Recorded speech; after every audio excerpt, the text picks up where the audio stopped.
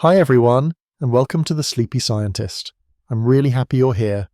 Tonight, we're going to go on a calm and quiet trip to learn something amazing. So get comfy, take a deep breath, and let's enjoy this peaceful science story together. Before we start, tell me in the comments, where are you watching from and what time is it for you right now? If you like relaxing science videos, don't forget to tap the like button. Now let's begin. It begins with a grain, small enough to cradle in the grooves of your fingertip, yet older than the hands that hold it. Imagine it now resting beneath your feet, invisible in its simplicity. A speck of quartz, a shard of feldspar, part of a greater whole broken down by time. Once it was part of a mountain, tall, cold, and proud, crumbling slowly under rain's rhythm and wind's gentle persuasion. Erosion doesn't shout, it whispers for thousands of years. Each whisper carries away a piece of something ancient. And so, our grain begins its slow descent, slipping through the veins of rivers and streams. This tiny fragment travels. It rolls across stone beds, scraped by pebbles, brushed by silt, smoothed by endless motion. Time doesn't pass for the grain in hours or days, but in the rise and fall of landscapes. Centuries move like clouds. It finds itself tossed into lake beds, swirled in deltas, buried and revealed again. It doesn't resist the journey, it simply continues. It doesn't know that it's being shaped, not just by water or time, but by the silent weight of gravity and the subtle artistry of chance. Somewhere heat waits, not yet, but it's coming. For now, the grain rests in the bend of a quiet river. All around it, other grains collect. Some are fragments of seashells, once part of a mollusk's spiral home. Others are splinters of distant rocks that fractured far from here. Together, they form something we call sand. But sand is not a thing, it's a memory ground down. Each piece a story too long for one lifetime, and this story is just beginning.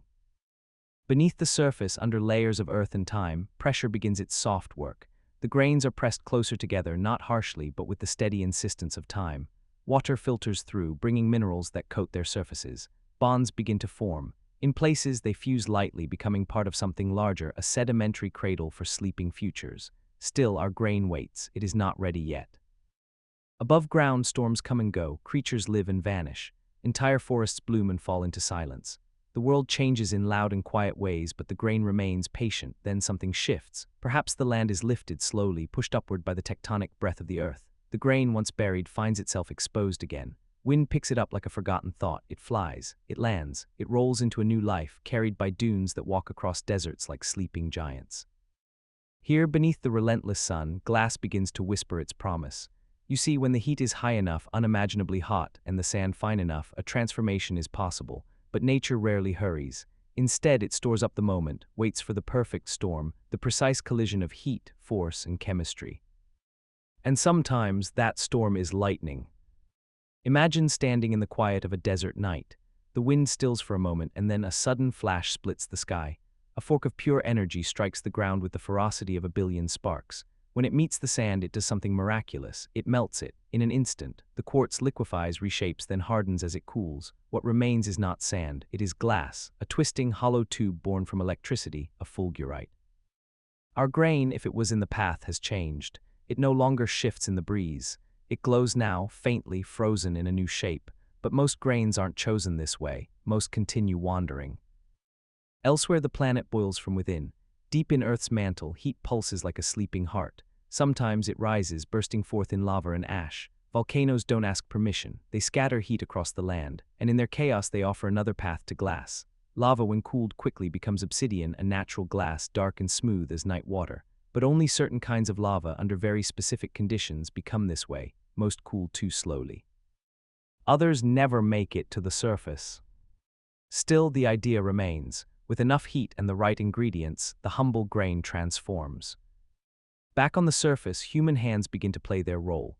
Long after nature has done its part, we step in with furnaces and fire. Glassmaking is not just an art, it's a continuation of the Earth's ancient process. We take sand, heat it beyond 1,700 degrees Celsius, add soda and lime, and watch it melt into a glowing liquid. Then we shape it into windows, bottles, ornaments, and lenses. The grain that wandered rivers and deserts now rests in a telescope, staring back at the stars it came from. But that story is for later. For now, we return to the quiet before transformation, where sand lies underfoot, anonymous and countless, each grain carrying eons in its silence. Not all will become glass. Not all will be struck by lightning or kissed by magma. Some will simply continue their patient cycle, washed to sea, buried again, waiting. waiting for a chance, waiting foe, our heat, waiting to shine. In the end, the transformation is not just physical, it is a story of persistence, a reminder that the smallest things carry the longest tales, and that beneath even the most ordinary places, the beach, the riverbank, the windowsill, there is a quiet memory of fire, force, and time, and one day maybe a little grain will be chosen. And it will shine. Let's drift deeper now into the long middle stretch of a grain's quiet life, a time not marked by clocks or calendars, but by slow accumulations and invisible decisions. Picture it now, our grain having traveled across mountains, rivers, and dunes, coming to rest again in a place where warmth and pressure begin to hum beneath the surface.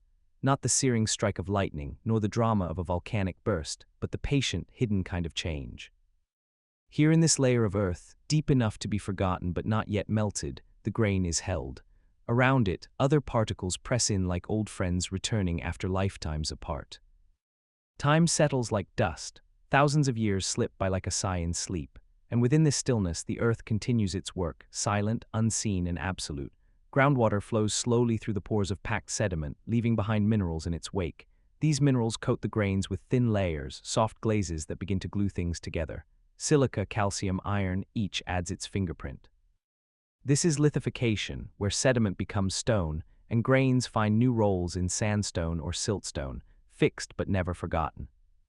And then something changes. It could take 1,000,000 years or just one tectonic blink. Plates shift, pressure builds, rocks buckle and fold. Suddenly what was once still is thrust upward or downward or crushed sideways between continents. The grain, now bound inside rock, feels a new kind of pressure, a deeper one. Heat intensifies, not yet enough to melt but enough to rearrange. Atoms shuffle, crystal lattices realign. What was once sandstone becomes quartzite, tighter, stronger, a hardened whisper of what it once was. Still, this is not yet glass. Glass is not just rearranged, it is reborn. For that, the structure must break entirely, must lose its order, must forget how to be a crystal. It must melt, truly melt. And that moment is rare in the natural world, for the temperatures required are not gentle. They demand extremes. So while countless grains rest in stone, only a few are ever chosen by heat so complete that they surrender their structure and become something wholly new. Sometimes that heat comes from the sky. Imagine now a clear blue afternoon interrupted by a streak of fire. A meteor, cold and ancient, crashes into Earth's surface with unimaginable force. The impact is sudden, the release of energy beyond comprehension. In a split second, the ground beneath the blast liquefies. Sand, stone, and everything in between become molten. This is not just fire, it is transformation through violence, but from that chaos, glass is born again. Scientists call it impactite glass, created by the high heat and pressure of a meteor strike. In places like Arizona's meteor crater or the Libyan desert, we find these glassy remnants, tektites, glossy and dark, scattered like forgotten stars. And in them, the fingerprints of space and time. The grain, if it survived the collision, is no longer itself. It has been melted, fused, and flung. Its old identity dissolved in an instant. And yet it lives on in this new form, catching sunlight in unexpected ways. Some tektites are used as tools, others become beads. One piece, deep green and cool to the touch, was carved into a scarab and worn by an Egyptian pharaoh. Imagine that, a grain of sand born in a forgotten mountain, melted by the breath of the cosmos and placed upon the chest of a king. But not all glass from sand is born in violence. Some is created in steady human hands, not unlike the Earth's own patient fire, but guided now by intention. Thousands of years ago, early civilizations learned the secret recipe: sand, heat, and hope. In Mesopotamia, Egypt, and beyond, furnaces were lit, bellows roared. Craftsmen gathered glowing liquid on metal rods, spinning it gently, shaping it slowly. Bottles, beads, windows, and vases, all from melted sand. And still, the process held echoes of its natural past. In the workshop, heat mimicked the volcano, the fusion mimicked the lightning, and in every piece of glass, the ancient journey of the grain remained. Even now, in the modern world of laboratories and skyscrapers, we rely on sand's willingness to change. From it, we make fiber optics that carry our words across oceans. We craft lenses that allow us to peer deep into galaxies or magnify the tiniest cell. We shape screens that glow in our palms. The same grain that once drifted through rivers now helps us see, speak, and connect. And yet there is something else, something softer. For even as we celebrate glass for its strength and clarity, we forget that it is also a kind of frozen time.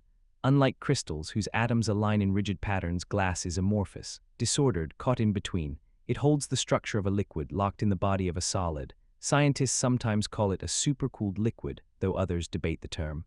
What's certain is this: glass is not fully one thing or the other. It is a pause, a suspension, a memory in stasis. And our grain, should it ever become glass, enters this pause. It leaves behind the steady rhythm of erosion and becomes something still. It no longer tumbles, rolls, or grinds. Instead, it gleams, it reflects. It waits in windowsills and museum cases. It rests in chandeliers and lab equipment. It watches quietly from lenses and light bulbs. And sometimes, if the light hits just right, it sparkles, a gentle reminder of the journey it has taken. This too is impact, not the explosive kind, but the lasting kind, the kind that changes how we see, how we remember, the kind that allows a grain of sand to become not just glass but vision itself. So we honor the grain not just for where it ends, but for the path it traveled, for the mountains it crumbled from, the rivers it swam through, the deserts it danced upon, for the heat that changed it and the silence that held it, for the millions of years it waited to shine. Now imagine the final moment of the journey, not an ending, but a gentle unfolding. Our grain, once small and unnoticed, has passed through rivers, rested in deserts, survived the deep hush of buried stone, and emerged as something quiet and clear, a body of glass. But this story does not close with brilliance or display. It closes with stillness, with reflection, with the simple act of light moving through silence. Glass in its clearest form seems invisible, but it is never truly empty. Look closely and you'll find the soft fingerprints of time. Within every pane a memory remains, of heat that melted molecules, of pressure that blurred their order, of sudden shifts that rewrote structure. Glass is not a fixed thing. It breathes so slowly we cannot feel it. And yet some believe that over centuries, glass will move, sag at the base of a cathedral window, droop with age, melt without heat. It's a myth to some, truth to others, but in that belief lies a beautiful idea, that even the stillest materials continue to flow. And so our grain, now part of something larger, flows too. Perhaps it rests in a lighthouse lens, guiding ships through fog, or maybe in a museum display, protecting relics behind its transparent body. Maybe it's part of an old telescope that once glimpsed the rings of Saturn. Or maybe it simply lies in a forgotten glass bottle buried beneath the earth again, beginning another kind of waiting. Time folds inward, the story comes full circle. In nature, the transformation of sand to glass happens rarely, but when it does, it marks a shift, a moment of extreme heat, pressure, or intention, sometimes all three. In deserts struck by lightning, long fingers of fulgurite stretch into the ground, hollow, jagged tunnels that look like the roots of storms. In volcanic lands, obsidian mirrors the sky, dark and glossy, holding the reflection of what once roared. In craters, tektites shimmer with the story of impact, born from cosmic collisions and scattered like whispers. And in the hands of humans, the furnace glows orange as molten sand becomes windows, instruments, art. In every case, the grain lets go of its past. It melts, its crystalline structure collapses, but in that surrender, something new is made, smooth, luminous, unburdened by form. It becomes a medium through which light can pass. It becomes not just material, but meaning. Think of the windows in your home. They do more than keep out wind and weather. They let light in, they frame the world, soften it. At night, they glow with the reflections of rooms and people, of books being read, of quiet dinners, of lullabies being sung. The glass is always watching, always holding the world gently in its clarity. And somewhere inside, the grain is still there, present in silence, transformed in form. Or think of a child peering through a microscope for the first time. The lens, made from purest glass, bends light so that the invisible becomes seen. Cells, strands of hair, flecks of pollen, all suddenly revealed. That child, eyes wide, doesn't know the story of the grain beneath the lens, but the grain remembers. And in that moment it serves, not just as glass, but as a vessel for wonder. Even in places we don't expect, glass shapes our lives. In the satellites that orbit Earth, guiding our maps and messages. In the fiber optic threads beneath oceans, sending voices across continents. In solar panels that drink sunlight. In laboratory beakers that hold the secrets of life. The grain of sand, melted and reshaped, now holds the weight of science, art, history, and hope. And it does so quietly. It does so without seeking praise or attention. That's the way of all patient things. The grain that waited 1,000,000 years did not hurry toward glory. It simply let time move through it. It endured. It was shaped. It became. And even now, when it has reached the end of its transformation, it continues to serve. Sometimes it breaks, a dropped glass shatters, and for a moment it seems like an end. But even then it returns to fragments, each shard a new beginning. If melted again, the cycle renews. The glass becomes liquid, the liquid becomes form. Again and again, there is no final state, only gentle changes. That is the secret of impact, not the loud kind, not the one that explodes or flashes or destroys, but the soft kind, the kind that reshapes something forever. Heat, pressure, time, intention. These forces leave no scars, only new paths, only silent transformations. Our grain of sand, like so many others, teaches us this, that stillness is not the opposite of change. Stillness is asterisk change, stretched across time so long we cannot feel it. That clarity is not emptiness, but the full presence of every moment the grain has endured. That fragility and strength are twins, one in the way glass can shatter, the other in the way it can carry light through centuries. And that beauty, the real kind, often begins as something overlooked, something tiny, something waiting. So when you next see a window catching the light, or a drinking glass half full with water, or a phone screen glowing in your palm, think of the grain, think of its patience, think of the storms it survived, the fires it welcomed, the silence it kept, and know that what shines now once lay in dust. In the quietest places, in the smallest things, transformation waits, not for permission, not for speed, but for the perfect moment, a single spark, a rising heat, a shaping hand, and then something ordinary becomes something clear. And it is through that clarity that we see ourselves. Beneath the open sky, where clouds stretch wide like pages waiting to be written on, lightning waits in silence. It does not announce itself before it comes. It builds in quiet tension, high above in the hidden chambers of a storm, collecting its charge, choosing its moment. And when it arrives, it does so not with hesitation, but with clarity. A single flash, a branch of light cutting the sky, connecting the heavens to the skin of the earth. For most who witness it, the flash is gone before it can be understood, but for the sand beneath that strike, the moment is eternal. There in that breathless instant, something ancient stirs. Heat rises faster than thought, tens of thousands of degrees in the blink of an eye. The air around it explodes with energy, and the sand, made of quartz and feldspar, cannot resist. It melts. No warning, no resistance, only surrender to the fire. Grains lose their shape, their crystalline structures collapse. What was once a scattered bed of sand becomes a glowing, molten thread. And as the heat leaves, as quickly as it came, the thread hardens again, but it is no longer sand. It is glass, a root of lightning frozen in time. These strange creations are called fulgurites, from the Latin asterisk fulgur, meaning lightning, hollow tubes branching and twisting like the roots of invisible trees buried beneath the surface. They are not made with hands nor planned with design. They are born in a fraction of a second and left behind like signatures from the sky. In deserts, in beaches, in dry soil after a storm, they lie hidden, fragile, glossy, pale, or dark, depending on the minerals that surrounded them. And inside each one, a story of impact told in silence. The earth in its patience knows how to record the sudden. Where humans would see only a flash and thunder, the ground remembers. Lightning leaves behind not just scorched air or frightened birds, but physical, touchable memory. The fulgurite is more than a curiosity. It is a sculpture of heat and speed, a diagram of chaos made still. And within its walls, the memory of fire cools slowly over centuries. Not all sand is struck, of course. Most lightning flashes harmlessly over open sea or dissipates in the sky. But when it finds land, and when that land is dry, fine, and mineral-rich, the transformation becomes possible. And for the grains involved, it is the moment their journey changes forever. Imagine a single grain sleeping on the skin of a sand dune. It has traveled from broken cliffs, through riverbeds, through the push of wind and time.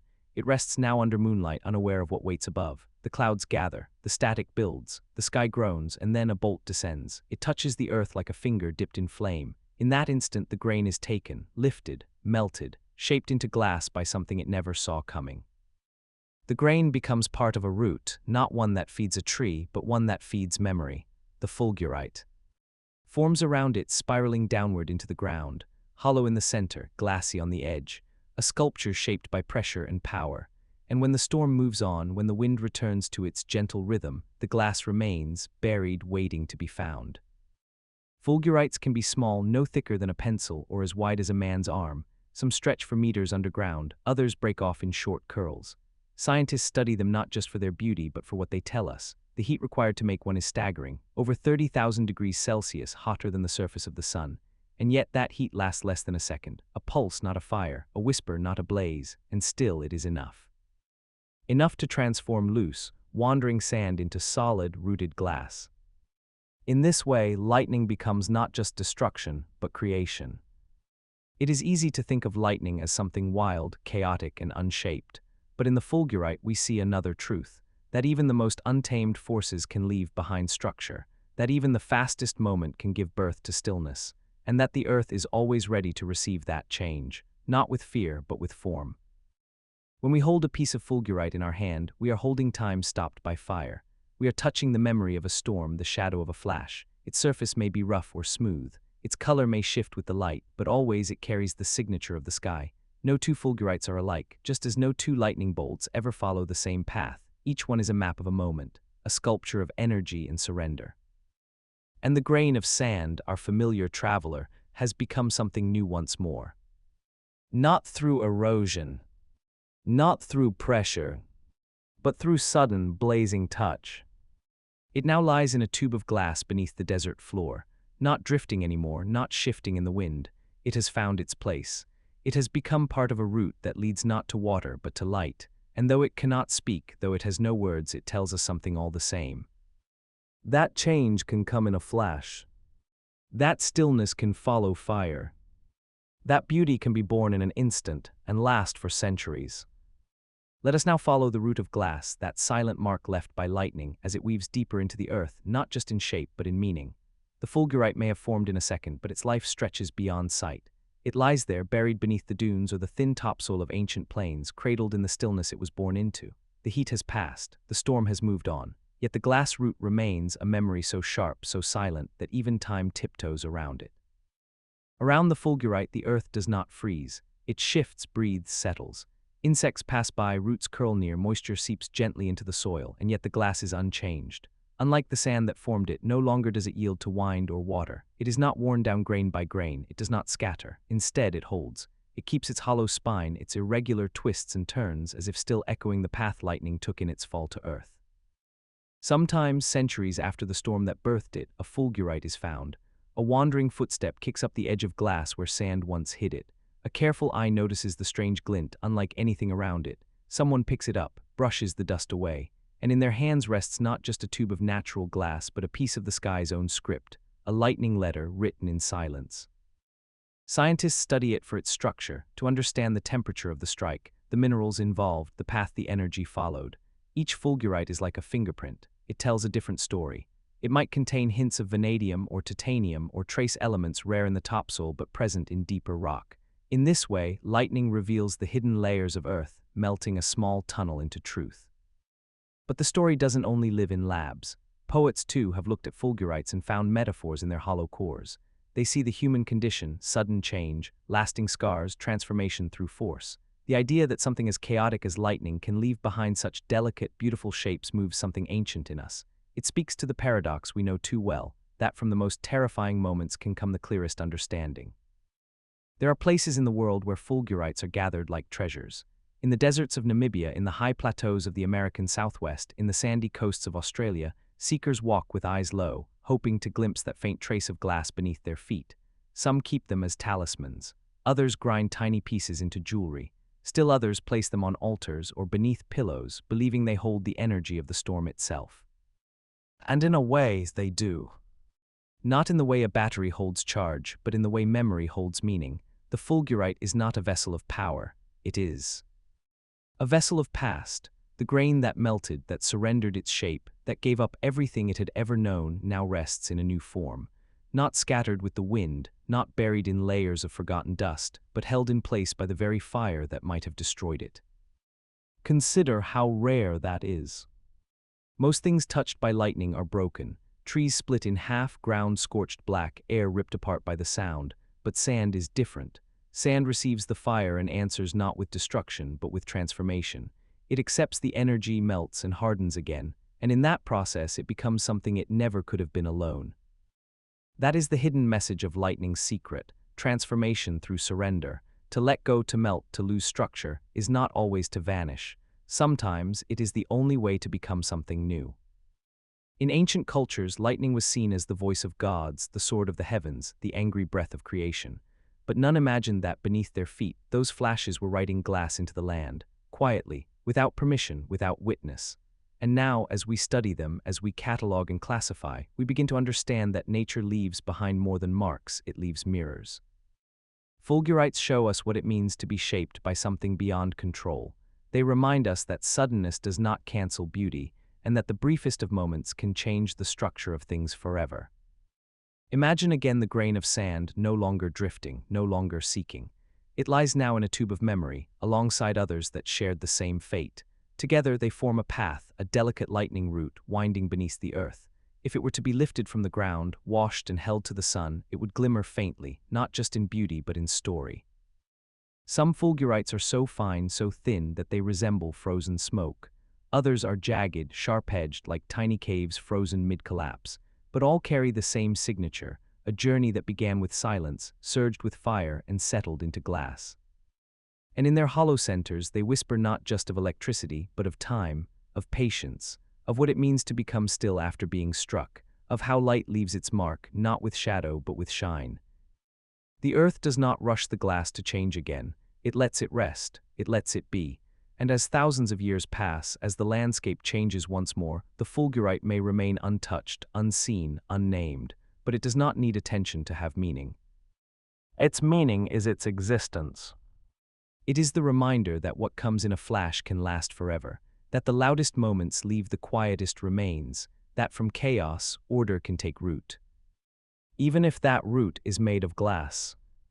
Let us now drift gently toward the quiet closure of this story, where the fire has cooled, the storm has passed, and the glass beneath our feet continues to dream in silence. The fulgurite, once a thread of molten light carved into the earth, rests untouched beneath layers of time. No longer a reaction, no longer heat or flash, it has become a memory made solid, a record of the sky's most sudden decision. Around it, the world moves on, roots grow, seasons turn. But the glass root holds its form, steady and soft-spoken, like a candle that still glows after the flame has left. In this stillness, the transformation completes itself, not with noise or celebration, but with presence. The grain of sand that once scattered freely is now part of something whole. It is fused into a shape that remembers its birth, a hollow spiral, a frozen fracture, a lightning path printed in mineral. And though no heartbeat ever pulsed through it, it carries the rhythm of one, the rush of something fast, followed by something long. Impact, then peace, fire, then glass, story, then silence. What is most remarkable is not the shape, or even the heat that formed it, but the nature of the transition itself. Glass, unlike crystal or metal, is amorphous. It has no repeating structure. It holds no internal map. It is a kind of stillness caught in motion, a liquid that forgot how to flow, a moment that refused to disappear. And so it remains, quietly different from everything around it. Sand becomes glass not by organizing, but by letting go. And the fulgurite is its most accidental proof. When people find fulgurites, they often pause, not just because of its rarity, but because of the feeling it carries, a kind of sacred residue. Something old and powerful once touched this. Something wild chose this exact spot. And now what remains is delicate, breakable, beautiful, as if the earth itself is showing us how to remember light without needing to see it again. In some cultures, fulgurites are seen as good luck. In others, they are used in rituals, believed to channel the energy of transformation. Scientists may not speak in these terms, but they too are reverent in their way. When they hold a fulgurite, they do so with glow. Ved hands and soft breath, measuring angles, analyzing composition, studying the way glass cooled inside its narrow tunnel. They look for clues not of the divine, but of the real, the shape of electric fields, the influence of moisture, the reaction of sand under pressure. And yet, beneath all the data, there is always the same quiet awe. For to hold a fulgurite is to hold the memory of an instant so bright it became permanent. Think of all the things that change us.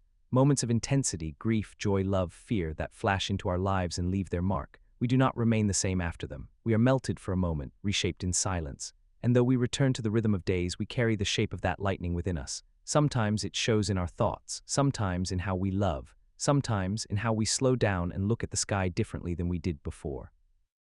In this way, we are not so different from the sand. We too are shaped by what strikes us, and we too can become something clear.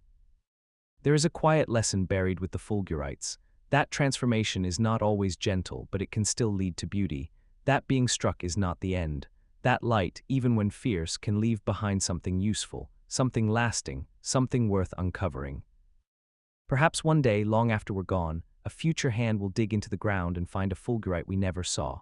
They will lift it to the sun, see the path lightning once took, and wonder about the sand it used to be. And maybe, just maybe, they will understand something of us, too, of how we learned from nature's quiet messages.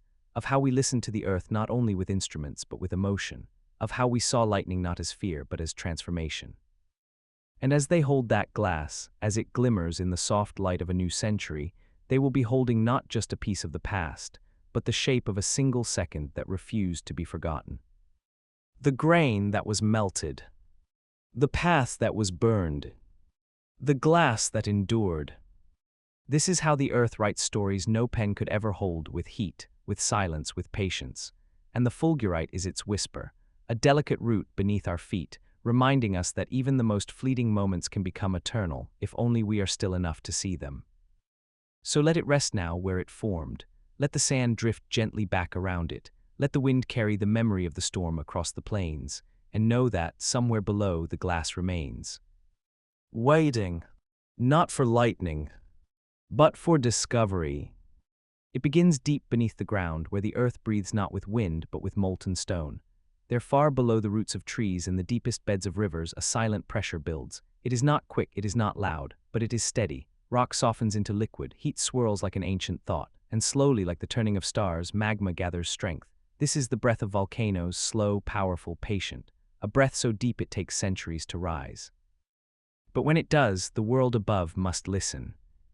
Volcanoes are not just mountains, they are portals. They open between two worlds, the solid and the molten, the cold crust and the fire beneath. When a volcano exhales, it does so with all the force of the earth's buried hunger. Magma surges upward, pushing through cracks, tearing through stone, seeking release. And when it finds it, the transformation begins. Lava spills onto the surface, glowing with impossible heat, as if the ground itself has caught fire. It moves slowly, like honey on a tilted plate, but carries more power than any flood. Everything it touches changes. Trees turn to ash. Water hisses into steam. Rocks crack and melt. But there is one moment in this chaos that carries a strange and quiet beauty, when lava cools too quickly to become stone and instead becomes glass. This is obsidian. Born not from lightning, not from human hands, but from fire held too fast. Lava that loses its heat before its atoms can arrange themselves. It does not crystallize like granite or marble. It hardens in confusion, its molecules frozen in a liquid's pattern. The result is something dark, smooth, and sharp, volcanic glass formed in a breath. Obsidian is unlike any other rock. It shines with a mirror's surface, though no silver lines its core. It breaks with edges so fine they rival surgical steel. It holds light without reflecting it, as if absorbing the memory of the lava it came from. And within it lie stories of ancient eruptions, of mountains torn open, of earth speaking in smoke. The grains that become obsidian are not sand waiting on a beach. They are already part of something deeper, minerals melted and blended, pressurized by the weight of the world. Feldspar, biotite, quartz, their forms are erased in the flow. They lose their structure, surrender their shape, and become one glowing body of molten stone. And when that body is cooled too suddenly, why air by water by a sudden collapse, it does not settle into crystals. It freezes into a formless, perfect glass. Imagine it now, a lava flow tumbling down a mountainside at dusk, glowing orange, hissing with every breath. And then a rainstorm, sudden, cold. The drops hit the surface and steal the heat. A thin crust forms. Beneath it, the lava still moves, but above it hardens into obsidian, smooth as ink, black as night, a sheet of glass left by fire. In some places, this glass remains untouched for thousands of years. It lies buried beneath ash or dust, waiting. In others, it fractures and falls, forming flakes that catch the sun like hidden mirrors. Ancient peoples found these shards and shaped them into tools, knives, arrowheads, scrapers. Not just for survival, but for ceremony, for beauty, for meaning. Obsidian was not just useful, it was sacred. Because obsidian is more than a tool. It is transformation made visible. A moment when heat met air, when fluid met stillness, when time rushed in to cool a breath of fire. And it reminds us that even the wildest forces, magma, pressure, eruption, can leave behind something smooth, still, and clear. Each piece of obsidian carries the fingerprint of its eruption. The temperature, the speed of cooling, the chemistry of the magma. Some shine with hints of green or blue. Others sparkle with golden flecks like stars caught in black water. There is even a form called snowflake obsidian, where tiny white crystals form inside the black glass, blooming like frost caught in midair. These are rare, delicate surprises, proof that even within glass, change still whispers. And beneath it all, the grain is still there, no longer loose, no longer separate. It has melted into the whole, lost its boundary, surrendered to the flow. But it is not gone. It has become part of something greater, a dark mirror born from the earth's deep exhale. Obsidian does not erode like other stones. It breaks but does not wear. It cuts but does not dull easily. And so, for thousands of years, it was chosen not just for its sharpness, but for what it represented, a piece of the earth's fire, cooled enough to hold in hand. A reminder that power can become peace, that what once burned can also protect.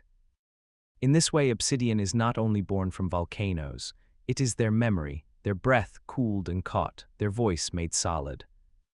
And so the story begins, not in the light but in the heat, not in the sky but in the heart of the earth. And from that heart, glass is born, not from patience but from urgency, from fire that moves too fast to finish, from transformation that surprises even itself. Let us follow that breath and see where it leads. Let's descend now into the pathways shaped by molten stone, where obsidian waits not just as rock, but as a frozen breath of the planet itself. Its smooth black surface does not speak loudly. It does not shout of fire or storm. And yet, when you run your fingers along its edge, you feel the hush of volcanoes and the press of heat that once surged like a tide. This is the middle of the journey, where transformation is not only sudden but lasting, where glass born of fire begins to carry memory, weight, and quiet power. Beneath the crust of the earth, magma continues to churn. It holds within it not only minerals but mysteries. Silica-rich flows rise slowly through cracks in tectonic plates, pressing upward like ink through paper. Sometimes they erupt in fury, exploding into ash and lava. Other times they seep with patience, oozing across the surface, finding rest in valleys and shadows. But the most remarkable moments occur when this molten flow meets resistance, when the air is cool or water is near, or the crust collapses too quickly and the heat cannot linger. The magma does not crystallize into granite or basalt. It freezes in confusion, and in that confusion, obsidian forms.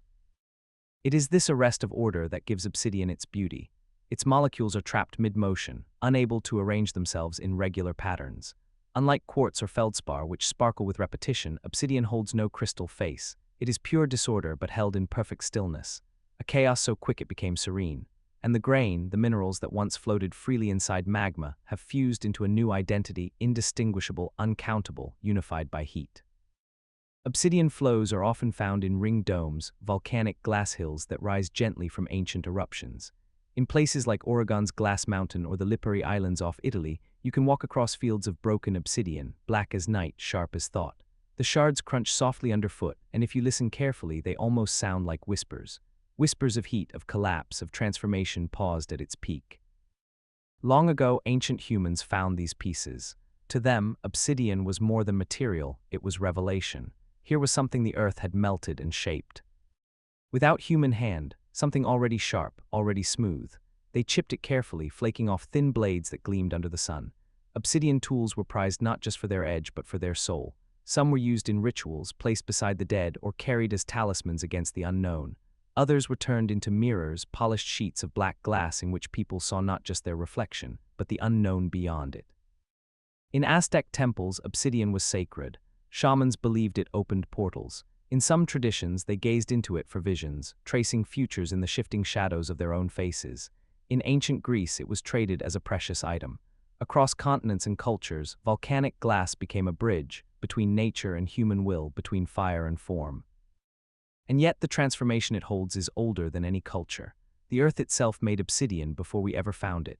In quiet eruptions, in sudden collapses, in nights long before names.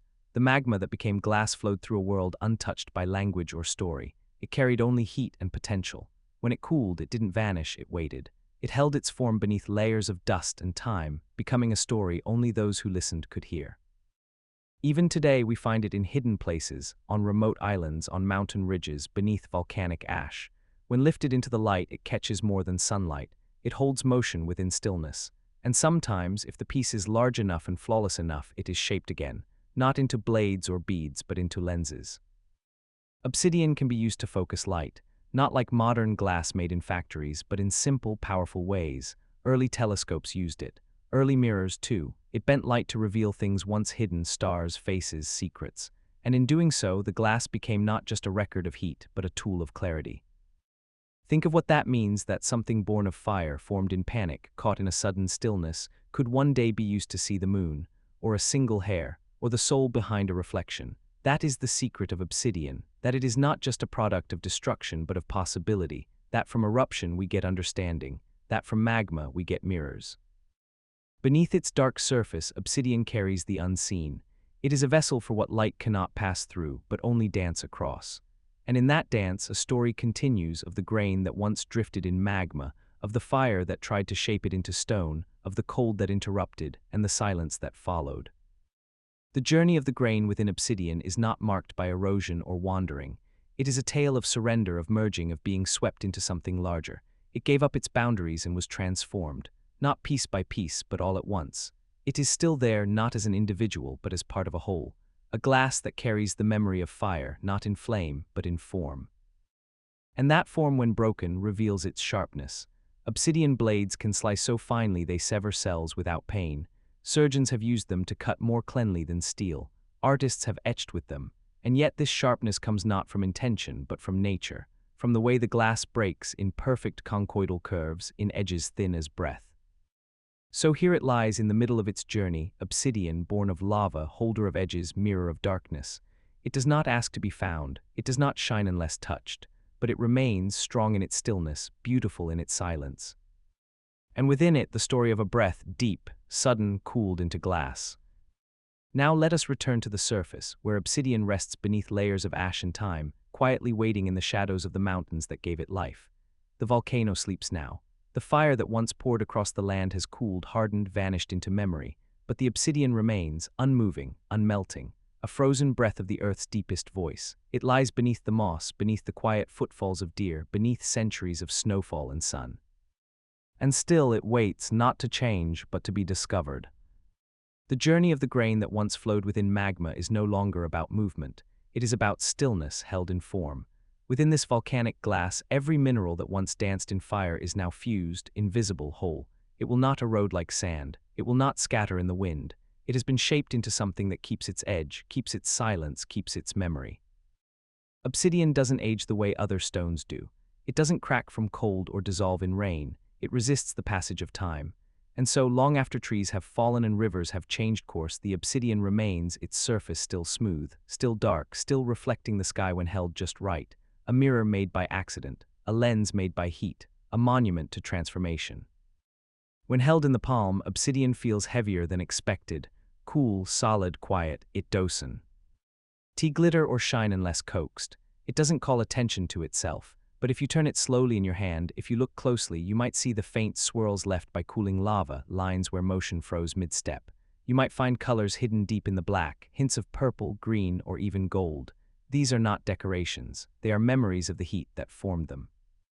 In modern times, we still use obsidian, not just in tools or art, but in science. Surgeons, fascinated by its perfect edge, have used obsidian blades in delicate procedures. Archaeologists trace its source to map ancient trade routes. Artists carve it into sculptures that seem to glow from within. Even technology, in its way, honors obsidian, for the idea of glass shaped by fire lives on in every screen we touch, every lens we peer through, every polished edge we trust to be clear. But obsidian is more than what we make of it. It is what it represents, the quiet result of something wild, the beauty that follows eruption, the clarity born from sudden stillness. And this is where the story of the grain comes to rest, not in shattering, but in reflection. The grain, once part of the magma's body, no longer exists as it did. It has been melted, blended, absorbed into the flow, but it has not disappeared. It has become part of the glass, part of the edge, part of the silence. Its shape may be lost, but its presence remains. Within the obsidian, it endures, no longer drifting, but resting. And this resting is powerful. For in obsidian, we see a truth the earth teaches again and again. That change does not always mean erasure. That surrender can be a kind of preservation. That to let go of form can be the way to become something lasting. The volcano no longer speaks. Its crater may be filled with snow or water or the gentle green of returning moss, but its breath, that one deep exhale that cooled too quickly, still lingers. In every piece of obsidian, the voice of fire continues, not in flames, but in form, not in motion, but in presence. When you hold a piece of obsidian, you are holding a moment that should have vanished, a heat that should have risen and passed, a motion that should have continued, but something interrupted it, a sudden cooling, a change in the air, a shift in time, and in that interruption, a miracle happened. A form was made that holds stillness inside motion, silence inside eruption, order inside chaos. Obsidian is what happens when the earth stops just long enough to catch its breath. And it teaches us gently that we too can become something beautiful not by holding on but by letting go, by allowing the fire to rise, the form to melt, the pressure to release, and then to cool, to rest, to solidify into something unexpected, something dark and smooth and deeply clear. This is how volcanoes leave behind their secrets, not in ash, not in smoke, but in glass. So if ever you find yourself in the shadow of an old volcano, walking across quiet stones and cooled flows, look down. You might see a glimmer in the soil, a shard in the dust, a piece of the earth's breath held in your hand. And within it, the grain still waits. Not to move again, but to remind you. That fire does not always destroy. That silence can follow eruption. That beauty sometimes is born in a single, perfect pause. Far beyond the skies we know, past the soft blue layers of Earth's atmosphere, there is a darkness filled with dust, not the kind that gathers on shelves or settles on windowsills, but ancient, drifting grains born from the slow deaths of stars. These grains float between planets, between galaxies, between time itself. Some are older than the sun. Some have wandered for billions of years, and once in a while they fall. These are not ordinary specks. They are cosmic seeds formed in the fiery breath of exploding stars, supernovae that flung their contents across the universe in waves of light and heat. The force of such a blast is unimaginable. Atoms are smashed together, temperatures climb beyond comprehension, and in the heart of that explosion, something unexpected happens. Amid the chaos and collapse, tiny droplets form. They are molten at first, spinning through space as spheres of glass, cooling slowly in the quiet that follows the roar. These are tektites, the glass of the cosmos, shaped in silence after the shattering of stars. Though most drift forever, some are pulled by the gravity of a waiting world. The Earth, spinning patiently through its orbit, catches a few. They enter our atmosphere with a streak of light, flash through the sky as meteors, and sometimes, if conditions are perfect, they survive the fall. They land in deserts, in jungles, in oceans, and buried within the crust of this planet are pieces of a distant beginning. Not all cosmic glass comes directly from space. Some is formed in the moment of arrival, when a meteor strikes the Earth with such speed and force that it transforms the very ground it hits. The heat is instant. Rock and sand are vaporized, a crater opens, and at the edges of that violence, molten material is flung into the air. As it falls, it cools into droplets of glass. These too are tektites, not born in the star's explosion, but in the echo of it. They are made when Earth meets sky. Tektites are small, often no larger than a coin, but their story is vast. Found in fields across Southeast Asia, Central Europe, North America, and parts of Africa, they lie hidden in soil like forgotten stars. Their shapes vary. Some are smooth and round, others pitted like dried fruit, scarred by their journey through the atmosphere. But all share a signature, a glassy body, formed at immense heat, cooled mid-flight, untouched by water or wind. To hold one is to hold a moment of collision, a memory of speed, of heat, of impossible force. Scientists study their composition, rich in silica, low in water, different from any volcanic or man-made glass. Within their smooth darkness is a map of impact, a story of fusion. Some tektites even contain bubbles trapped during their formation, tiny pockets of space, frozen in the curve of molten flight. And then there are the lunar glasses, formed not on Earth but on the Moon, where ancient impacts melted regolith into dark beads that still lie scattered across the surface. The astronauts of Apollo brought some back, their hands thick in gloves, their eyes wide with wonder. In these lunar glasses, the same tale is told of fire, of force, of change too sudden to follow. Grains once part of ancient dust were melted into new forms, shaped not by erosion or water, but by the sharp breath of celestial violence. In all these glasses, the tektites, the lunar beads, the microspheres that fall in meteorites, we see a single truth, that even in the cold vacuum of space, transformation is possible. That even without life, without air, without time as we know it, change continues. Glass is the record keeper of these changes. A body once broken by heat, now whole again. A grain once drifting alone, now fused into something clear. The journey of such a grain is unlike anything on Earth. It begins not in a mountain or ocean, but in the heart of a dying star. It may pass through the cradle of a nebula, through the currents of solar wind, through the silence between galaxies. It may be pulled into comets, buried in asteroids, locked in planetary rings, or it may fall here unnoticed into a patch of soil or the bottom of a deep-sea trench. Some are collected by scientists with tiny magnets, drawn from Antarctic ice or deep-sea sediments. Some are gathered after meteor showers, sifted from fields under starlit skies, and some are never found at all, lost among billions, but no less beautiful. And so the glass of the cosmos comes to rest quietly here on Earth, a visitor from beyond light, beyond time. It does not speak, but it glimmers. It does not move, but it remembers. The next time you see a shooting star, remember this: it might not vanish. It might fall and land and cool. It might become a part of our ground, our story. And somewhere inside, a tiny grain may be changing shape from stardust to glass, from memory to matter. Not all journeys end where they begin. Some fall, some melt, and some shine forever, long after the fire has gone.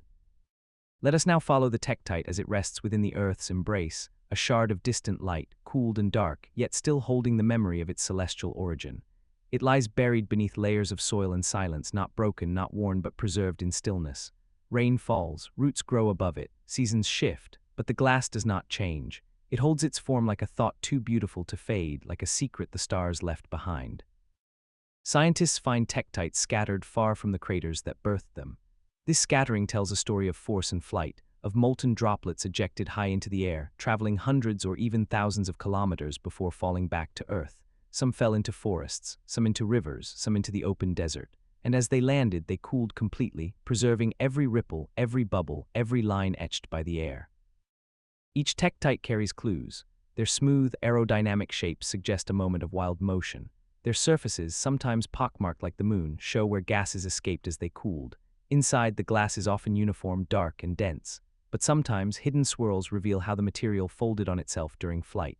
These folds are not flaws. They are fingerprints of the cosmos, signs of the spinning, tumbling journey from explosion to gravity to ground.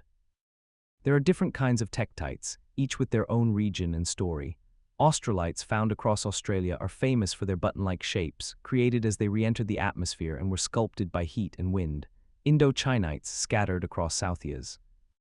T-Asia are often large and smooth, their origins traced to a massive impact over 1 million years ago. Moldavites, pale green and delicate, come from a single impact in Central Europe, their beauty prized by collectors and dreamers alike. But no matter where they are found, all tektites share one thing: the touch of the stars. Whether born in the direct impact of a meteor or as debris from a shattered world, they are pieces of cosmic transformation, caught and cooled in the sky's embrace. And they are ancient. Some tektites are millions of years old. Their parent craters may be hidden now, eroded by time or buried under forests. The event that created them, that moment of blazing collision, is gone. No flames remain, no roar echoes, but the glass tells the tale, quietly, completely. Even smaller than tektites are the tiny glass spherules found inside meteorites themselves. These are not formed by impacts on Earth, but by the collisions that shattered asteroids in the early solar system. Within certain meteorites, polished thin and studied under microscopes, scientists find these spherules, perfect globes, sometimes only microns across, formed in zero gravity, frozen in a moment billions of years ago. They are the tears of stone shed in the heat of space. Imagine the journey of one such grain. It formed in the core of a dying star, fused into being by a pressure we cannot replicate. It drifted untouched through the emptiness between suns. Perhaps it circled a small asteroid, was caught in a collision and blasted free again. Maybe it tumbled through a comet's icy trail or passed through the edge of a planet's gravity well. Eventually it fell toward Earth, its speed increased, its skin burned bright in the atmosphere, and then it landed, not with sound or spectacle, but with the gentlest thud. Dust rising, silence returning, and the grain, now glass, resting once more. In these glass relics from space, we find not only evidence of celestial events but reflections of ourselves. We too are born of stars. The calcium in our bones, the iron in our blood, the carbon in our breath, all forged in stellar cores. When we touch a tektite, we touch a cousin of our own atoms. We hold in our hands the shared history of matter, the deep breath of the universe made tangible. It is easy to forget how far these pieces have come, how long they have waited, but every now and then a farmer finds one while plowing a field, a child uncovers one on a walk through the forest, a scientist brushes one from the dust of a meteorite collected in the Arctic. And in that moment of discovery, something very old is remembered, a light that traveled across time, a fire that cooled into form. Cosmic glass does not seek attention, it does not shine unless touched, but when it is found, when it is held, it offers more than beauty. It offers perspective, proof that the universe is not elsewhere. It is here, beneath our feet, folded into our soil, caught in our rocks, sparkling softly under microscopes. It is not distant, it is intimate. The stars are not just above us. They are within us. and they are in the glass. So let the tektite rest now in its bed of earth. Let the lunar beads lie untouched on the moon's dusty plains. Let the spherules sleep in the heart of ancient meteorites. They have traveled far enough. Their stories are written not in words but in form, not in flame but in silence. And we, the ones who find them, the ones who study and admire and wonder, are simply readers of that script, holding time in our hands, listening for the echo of stars that once burned, shattered, and fell as light into glass. And now we arrive at the soft ending of this cosmic trail, where the glass from shattered stars has landed, cooled, and fallen into stillness. No longer spinning through the dark, no longer aflame with dissent, it rests beneath our skies as though it has always belonged. The universe, once burning and expanding in distant silence, has left pieces of itself here, in the folds of our fields and the curves of our stones. These fragments, these tektites and beads and spheres of glass, no longer speak of fire, but of memory, of falling, of becoming. To the untrained eye, they might seem unremarkable, dark pebbles, small and round, silent in the hand. But if you listen with your senses open, if you hold one and close your eyes, you can almost feel the heat that once shaped it. You can almost hear the echo of its journey, not as sound, but as weight, the weight of time, the weight of having traveled so far only to come to rest in your palm. The transformation from cosmic dust to glass is not just physical, it is poetic. These grains have seen what we cannot. They have passed through the coldest voids, the brightest blasts. They have felt no wind, no water, only gravity and fire. And yet they carry no scars, only form, only shine. They are smooth not because they were polished, but because they serve. Rendered, melted, reformed, they are the product of letting go. And in that way they remind us that not all change is shaped by intention. Some is shaped by accident, by impact, by energy beyond our control.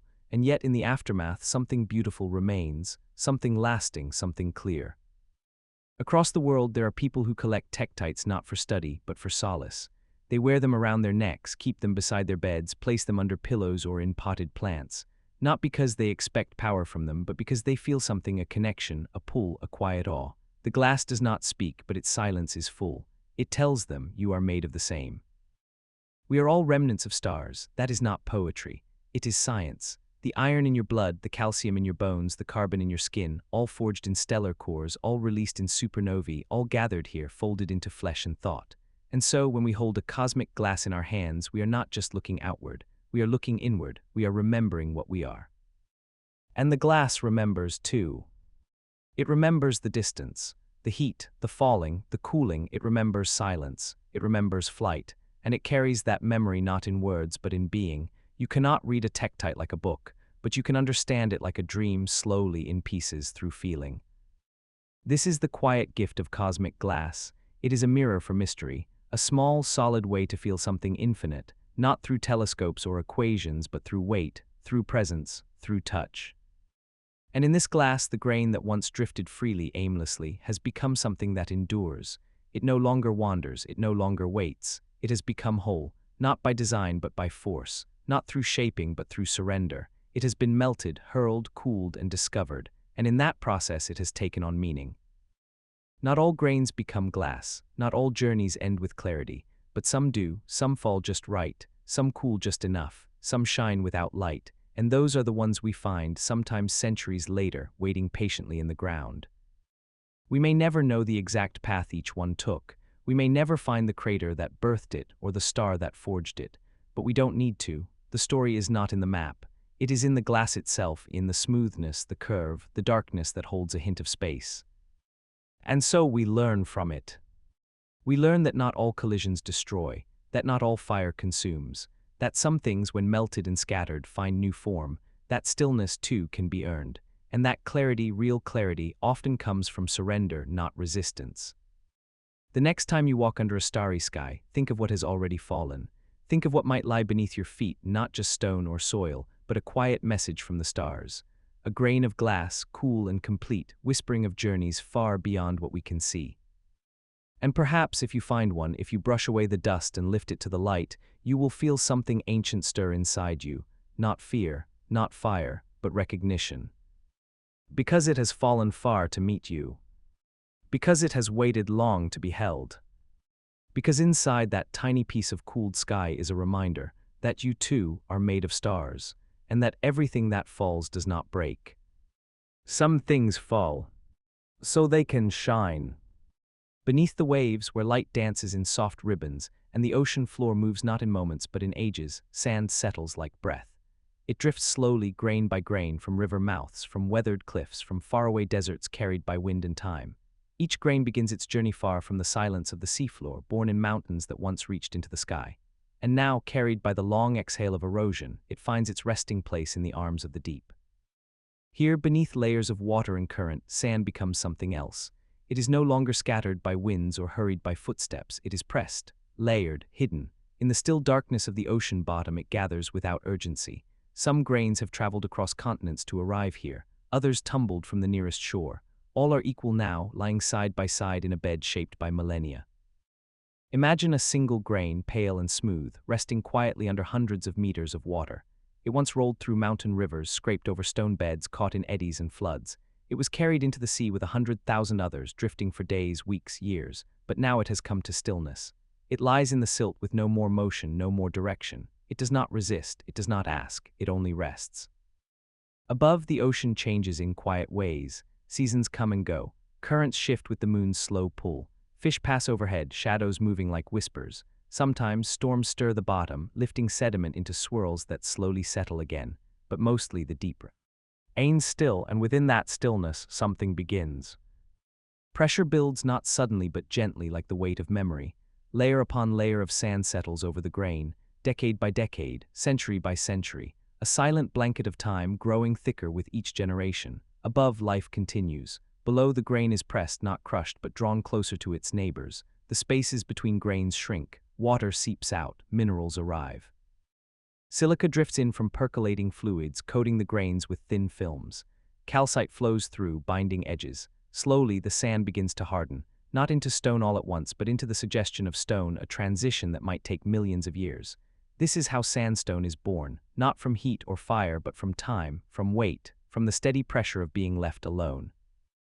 And so the grain changes again, not melted, not shattered, but compressed. Its edges are no longer sharp. Its surface is fused to others. It becomes part of a matrix, part of something larger. It is no longer a single voice. It is a choir of particles singing in stillness.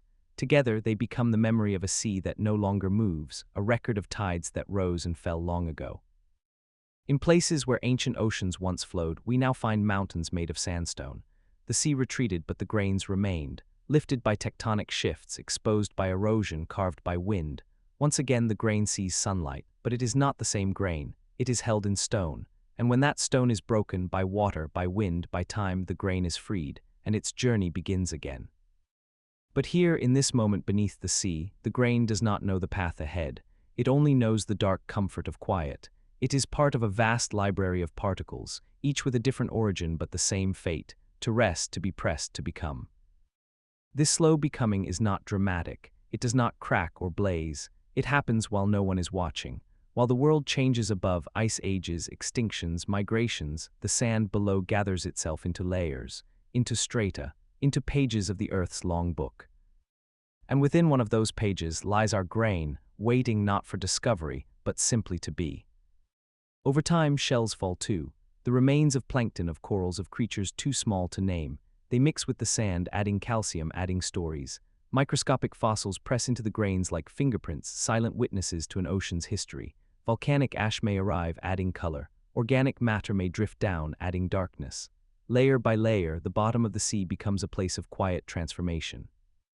This is sedimentation, not an act but a rhythm, not a process of force but of patience. It is how mountains are born in reverse, not by rising up but by lying still, not by moving but by waiting. And the glass, it is not here yet, but it will come. Because under the right conditions, buried deep enough, heated gently by the Earth's breath, sandstone can change again. Its grains, already fused in pressure, may one day be touched by heat, not enough to melt, not yet, but enough to shift, to realign, to loosen their grip on form. And in that moment, deep in the crust, the idea of glass begins to stir. But for now, we remain here beneath ancient oceans, among forgotten reefs, in the hush of buried sand. The grain sleeps, surrounded by others. Together, they hold the memory of time, of tides, of turning worlds. They ask for nothing. They seek no shape. They simply become, day by slow day. And this is the weight of time, not a burden but a blanket, not a pressure to escape, but an invitation to transform. quietly, naturally, completely. Let us drift deeper now below the surface layers of sediment where the world begins to forget the sun. The sand that once sparkled on beaches and swirled in coastal shallows is now far from light. It lies compressed under kilometers of earth and memory, cradled by the slow pulse of the planet itself. Here, the weight of time no longer feels like something external. It becomes part of the grain's identity, not something pressing down, but something pressing in, folding it into a deeper silence. The temperature here is warmer, not hot like magma, not enough to burn, but enough to soften. The earth breathes in long cycles, and its breath warms everything it touches. As the grain lies among others, locked in sandstone, the minerals around it begin to shift. They flow not like rivers, but like thoughts through dreams, subtly, slowly, unnoticeably at first. Fluids rich in dissolved elements move through tiny pores in the rock, carrying silica, feldspar, trace metals. They linger, then pass on, leaving behind a whisper of change. And in this whisper, something stirs. The boundaries between grains begin to blur. The lines that once defined each particle soften. Pressure, heat, and chemical presence work together in a kind of mineral conversation. The sandstone begins to transform into quartzite, a rock denser, stronger, more unified. The grain that once tumbled down a stream now sits locked in a crystal lattice, fused not by force but by age. Its identity is still there, but it is harder to separate now, folded into a chorus of silica that hums deep beneath the earth. This is the beginning of metamorphism, a quiet reshaping, a surrender to temperature and pressure that doesn't shatter but refines. The earth does not rush this process. It allows it to unfold over millions of years, shaping mountains from seabeds, rearranging the architecture of stone without ever waking the surface world. In places where tectonic plates collide, the sandstone may be pushed deeper still, down into the crust where warmth grows into heat and heat into potential. Here, if the pressure continues, if fluids still flow, if conditions align just so, the rock might reach the threshold of melting. Not all of it, but parts, edges first. Grain boundaries begin to dissolve. Crystalline structure weakens. The order that once defined the quartz begins to vanish. The atoms no longer hold hands in predictable ways. They float, suspended in temperature's grasp, unsure of where they belong. And when this happens, the idea of glass returns. Because glass is not a material so much as a state of disorder, frozen in place. And though we often think of glass as something man-made, shaped in kilns and fires, the earth has known how to make it long before we learned its language. Here in the deep crust, sandstone that has journeyed from ocean floor to mountain base finds itself once again at the edge of change. Not shattered by lightning, not hurled by meteor, not cooled by water, but slowly, gently invited into liquidity by time. If the temperature continues to rise, the quartz may melt completely. The sandstone, once layered and brittle, becomes a viscous, glowing mass. It is not lava, not yet, but it holds the same potential. If this material is later pushed toward the surface by volcanic movement, if it escapes into the open air and cools fast enough, it might become natural glass. Not the dark volcanic glass of obsidian, but something clearer, purer, shaped by age rather than violence. We rarely see this path. Most sandstone never makes it that far. It is lifted into mountains, eroded again into sand, sent back into rivers, reborn as sediment. But a few grains, the rare ones, continue the deeper journey. They are not satisfied with one transformation. They want to know what lies beyond solidity, and in doing so, they allow themselves to be melted, to be unmade, so they can become something new. Even in man-made glass, this journey is echoed. When we heat silica-rich sand in furnaces, we mimic the Earth's process. We bring the grain to its melting point, then cool it before its atoms can organize. We freeze disorder into clarity. We create windows, lenses, fibers, tools that let us see further, connect faster, understand more. But it is the grain's willingness to let go of its past that makes this possible. And so, within every pane of glass, whether formed in a lab or beneath a mountain, lies the memory of a grain that gave up its form. A grain that once rolled through rivers, settled under seas, rested beneath the weight of time, and then quietly chose to become something else. The beauty of this process is not in its speed or power. It is in its patience. The earth does not force transformation. It offers the conditions, then waits. It does not demand the grain to change. It allows the possibility, and the grain, in its stillness, accepts. Now imagine the sandstone resting in an ancient fold of the crust. It does not know what will come next. It may remain where it is for another 100 million years. It may rise again, pushed upward into mountains, or it may be drawn deeper toward the slow fire that waits beneath all things. Each path is valid. Each path is transformation, and each path carries the potential for glass. But in this moment, deep beneath ancient oceans long vanished, the grain is still. It rests in quartzite, surrounded by the gentle warmth of the Earth's breath. Its journey has taken it far, from mountain peak to riverbed, from ocean floor to silent depths. And it is not over. It is simply paused, wrapped in stillness, listening for the next invitation to change. This is the middle of the journey, where everything has shifted, yet nothing feels rushed. And now we come to the quiet return, where the long journey of the grain prepares to fold back into light. From mountain to river, river to sea, sea to sandstone, sandstone to crystal, crystal to melt, the path has curved and coiled, not in haste but in rhythm. Beneath ancient oceans and across shifting tectonic plates, the grain has endured pressure, warmth, and time. And now, after eons of patience, something within begins to stir again, not restlessness but readiness. A fault line deep below begs to shift, a subtle movement at first, a creak in the earth's foundation, but then another, and another, until stone begins to rise. The weight of overlying layers begins to lift, and what was once buried miles below begins its slow ascent. The crust bends upward, quartzite cracks, faults fracture, and the grain, embedded in rock that was once seabed, begins to climb back toward the surface, not alone, but as part of a larger form. This is how mountains are born, not in explosions but in uplift, quiet at first, inevitable later. And as the rock is exposed to air once more, as wind and rain and frost begin to touch its surface, the outer layers begin to break. Little by little, ice wedges into cracks, water wears edges, the rock begins to shed its weight, and within these tiny fragments lie the grains, released again after millions of years of stillness. The grain, once part of a crystal lattice, is now free again, its structure unchanged, its surface polished by pressure. But it has a new clarity now, a new history pressed into its form. It rolls down the slope, caught by gravity, by rain, by time's gentle tug, and just like that its story resumes, from deep within the crust to the surface once more, from the silence of stone to the motion of sand. Some grains take this opportunity to begin anew, returning to rivers, slipping into streams, making their way again toward distant oceans. Others are caught in dry basins, moved by wind, lifted and dropped in the shuffle of dunes. But some, the rare ones, find their way into human hands. We gather sand to melt it again. In furnaces, we repeat the Earth's work. We raise the temperature to 1,700 degrees Celsius or more. We add soda, lime, or other minerals. The grains surrender once again, becoming liquid not in centuries but in moments. And as the molten mixture cools, we shape it into panes of glass, into lenses, into vessels, into windows. The grain becomes part of something made to see through, not just physically but metaphorically.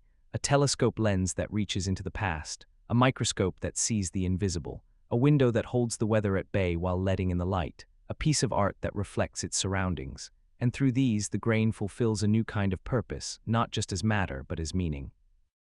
Because glass is more than transparency. It is transformation made visible, a material that holds disorder without falling apart, that holds memory without showing strain. It is the visible result of letting go of form, not into nothing but into something clear. The grain, once structured, rigid, defined by its angles, is now part of something fluid, shaped by imagination and use. And even here, even in this human chapter of its journey, the story continues. Glass can break, and when it does, it returns to fragments, shards that glitter briefly then settle. Some are melted again, others ground down, buried, forgotten. And some, a very few, are preserved, in cathedrals, in observatories, in ancient ruins. Glass that has survived centuries, glass that once held fire and now holds memory. The weight of time is not only the pressure that compresses, it is the shape of the journey itself, the arc from solid to liquid to form, from wandering to resting to shining. And the grain, humble, patient, quiet, teaches us how to follow that path, how to accept the stages of transformation, how to be reshaped not once but many times, how to carry forward what came before, even when becoming something entirely new. So the next time you hold a glass, a bottle, a window pane, a simple bead, pause, think of where it came from. Not just the furnace, not just the sandpit or the quarry, but further back, to the mountain, to the river, to the ocean floor, to the silence of pressure and heat, to the weight of time pressing softly for change. And then think of how that grain let go, not all at once but in steps, by surrendering to motion, to stillness, to heat, to form, by trusting each stage, by allowing itself to rest when needed and to move when called. The grain has no name, no voice, but it carries the deepest wisdom of the earth. That change is not a break. It is a passage. And that clarity, real clarity, comes not from speed, but from time. From waiting. From softening. From becoming. The desert begins in silence, not with absence but with stillness. Its winds speak in whispers, and its surface holds no lasting footprints. Light falls across the sand like water, and heat rises in shimmering waves, bending the world into dreamlike shapes. In the vastness of golden emptiness, something gentle stirs beneath the surface. Grains of sand, countless and ancient, shift softly in response to wind, gravity, and time. And among them, the first suggestion of glass waits, not yet formed, but already imagined by the light that dances above. Here, in the wide belly of the desert, sand does not rest as it does beneath oceans. It moves always, carried grain by gusts that never sleep. Dunes walk with the breeze, inching forward across continents. They ripple in waves, rise like waves, collapse like waves. But instead of water, they flow with earth. Each dune is a body made of billions of particles, tiny pieces of stone broken down by time and carried by wind's patient hand. Some grains are sharp, some rounded. Most are quartz, the durable remnants of once great mountains that have long since fallen. These grains have rolled and tumbled through canyons, rivers, floodplains, and now across the open air. They are polished by motion, etched by wind, and sculpted by heat. And while the desert may seem still, it is always in conversation, not in words, but in movement, and the grains listen. When the sun rises, it pours light across the sand. The surface responds like a mirror, catching the sky's color, returning it with warmth. At dawn, the dunes blush pink and gold. At midday, they blaze white and silver. At dusk, they darken to copper and plum. Each grain reflects a tiny sliver of the heavens, and together they become a canvas of changing light. The desert, in this way, becomes a mirror, not just of the sky, but of time itself. And on the hottest of days, the light begins to blur. You see it in the distance, a shimmer, a flicker, a ripple in the air. It looks like water, but it is not. It is a mirage, a bending of light as it travels through layers of hot and cool air. The desert does not lie, it reveals. It shows us how vision and truth can diverge, how reflection is not always clarity, how glass is not always needed to create illusion. But the real magic lies deeper, in what happens when the desert is touched by something fierce and rare. A bolt of lightning, a sudden fireball, a burst of meteor heat. When the conditions are just right, the sand beneath such violence melts, not in pools but in tubes, veins, twisted roots. The result is a fulgurite, the desert's secret glass, formed in an instant, cooled just as quickly. It lies buried like a fossil of energy, waiting for the wind to reveal it again. These natural glass forms are hidden beneath the dunes. They do not shine on the surface, but they exist, reminders that even the most wandering grains can be stopped by fire, made still by light. In some deserts, the sand becomes so hot during the day that its surface fuses slightly, forming a crust. In volcanic deserts, old lava flows mix with sand and ash to create patches of natural glass, obsidian glints peeking through beige dust. And on rare occasions, a meteor may strike, melting sand into tektites that resemble drops of frozen night. But beyond these rare transformations, the desert holds a different kind of glass, the imagined kind, a mirror made not of silica but of perception.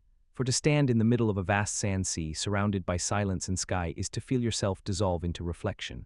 You are no longer separate from the land. You are part of its light, its heat, its softness. You become like the grain, present, small, endless. The grains beneath your feet have stories longer than any memory. Some were part of the same stone long ago. Others are strangers, blown in from faraway coasts or ancient cliffs. Together they form the ground you stand on, but they are never still for long. The wind returns always. It lifts them, shapes them, scatters them. And though no single grain chooses the path, the dunes respond with unity. They reshape, lean, fall, rise again. There is no permanence here, only motion, only rhythm. And yet in this constant change, there is peace. The desert doesn't fear transformation, it accepts it. It builds and rebuilds itself every hour. And from this we learn that reflection is not just about light bouncing back. It is about noticing the patterns that form in motion, the beauty that comes from endless rearrangement. In some places, ancient desert glass has been discovered, not from lightning or lava, but from events more mysterious. In the Libyan desert, yellow-green fragments known as Libyan desert glass lie scattered across the sand, smooth, luminous, unlike anything nearby. Some believe they were formed by meteor airbursts. Others suggest ancient impacts. The truth is still debated, but the result is not natural glass lying open in the dunes, glinting like forgotten treasure. Even ancient Egyptians recognized its rarity.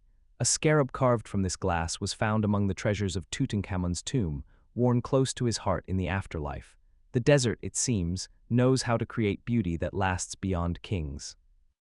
And still, most of its mirrors are not solid. They are movement, they are light. They are the shimmer that bends your vision as you walk, the heat that turns air into water, the curve of a dune that mimics the shape of waves. The desert is a sea without liquid, a landscape made entirely of reflection and rhythm, and every grain is pea. Art of its breath. As you walk through it, your shadow stretches beside you. The wind presses gently at your back, and beneath your steps, millions of grains shift, respond, adjust. You are walking not on land, but on time itself, shaped into softness by forces so slow they seem invisible. But they are not.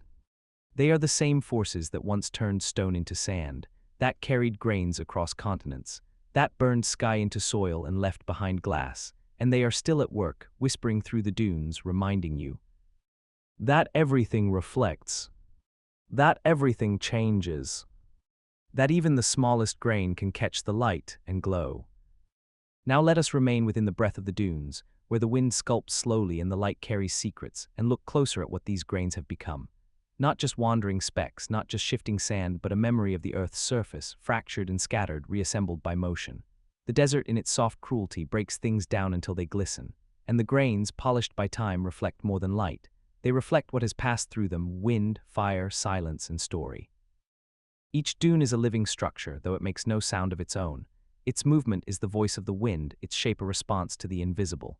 As the sun passes overhead, the dunes change color, shadow, and curve. No two moments are alike, and yet the grains within them remain the same, always being rearranged, always adjusting their role. It is this gentle shifting that creates the illusion of permanence. The dunes seem still, but they are never still. They only move slowly enough to make us believe they are waiting. Within these dunes, glass may not yet have formed, but the promise of it lives in every grain. The quartz within the sand, pure, tough, born from granite's bones, is already a candidate.